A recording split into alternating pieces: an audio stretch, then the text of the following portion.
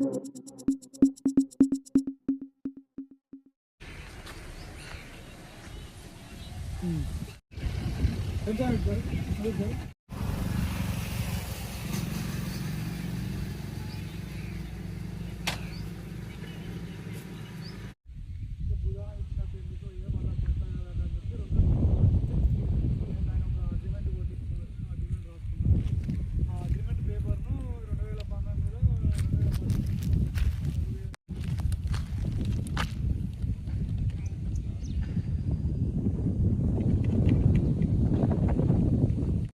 మాది జఫర్గఢ్ మండలం కూలు గ్రామం సార్, మాది జనగాం డిస్టిక్.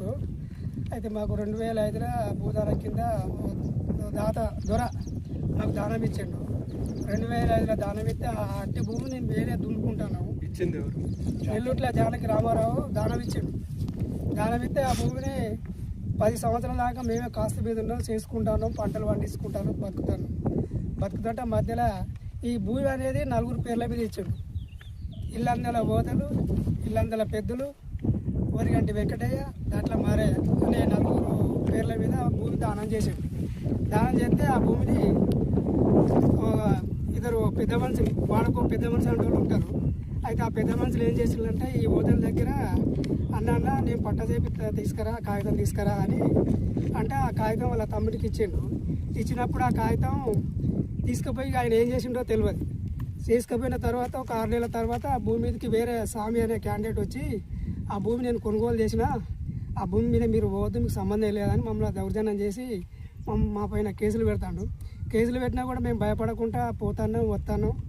ఏమన్నా అంటే పోలీసు వాళ్ళు వస్తాను, కేసులు పెడతాను, బెదిరిస్తాను, లేకపోతే రౌడీ షీటర్ కేసు పెడతామని తాపకొకసారి జఫర్గఢ్ ఎస్ఐ గారు, పోయిన ఎస్ఐ గారు మమ్మల్ని బాగా ఒత్తిడి చేసింది సార్. ఒత్తిడి చేసి ఒక క్యాండిడేట్ మీద కూడా కేసు అయింది.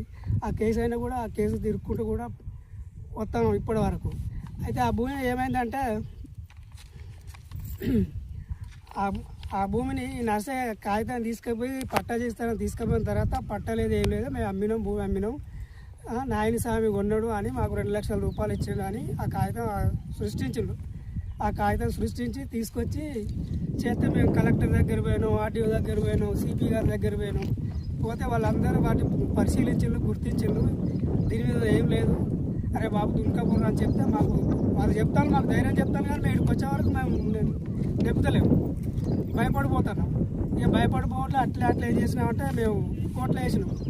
ఆయన కూడా కోర్టులో కేసు వేసాడు. ఆ కోర్టులో కేసు అట్లే ఉన్నది. మరి నువ్వు దున్నకు, మేము దున్నప్పుడు నువ్వు కూడా దున్నకన్నా కూడా పోలీసు వాళ్ళు వస్తాను, ఆయనకే సపోర్ట్ చేస్తాను, దున్నుకో అని చెప్తాను.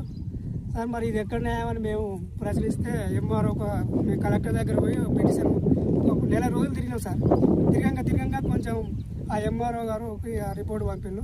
ఆ రిపోర్ట్లో కూడా ఈ నాయన స్వామి అంటే ఆయన కబ్జాలో లేడు, కాస్తులో లేడు, పానీలో లేడు, దేంట్లో లేకున్నా కూడా దౌర్జన్యంగా దున్నుతాడు. ఏమన్నా అంటే మీకు దిక్కున్న కాడ చెప్పుకోవాలనే విధానంగా మాట్లాడతాడు సార్.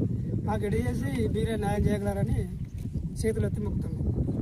వదలంటేనే మనస్తాపం గురి అయ్యి 2-3 సంవత్సరాల కాంచెలు రంజు పెట్టుకొని కులపోళ్ళు ఒత్తిడి చేస్తాను, నేను ఎట్లా చేంజ్ చేయాలనేది తట్టుకోలేక ఎన్ని మందులు వాడినా కూడా కంట్రోల్ కాలే. పాపం మనస్తాపం చెంది నిన్న చనిపోయాడు సార్.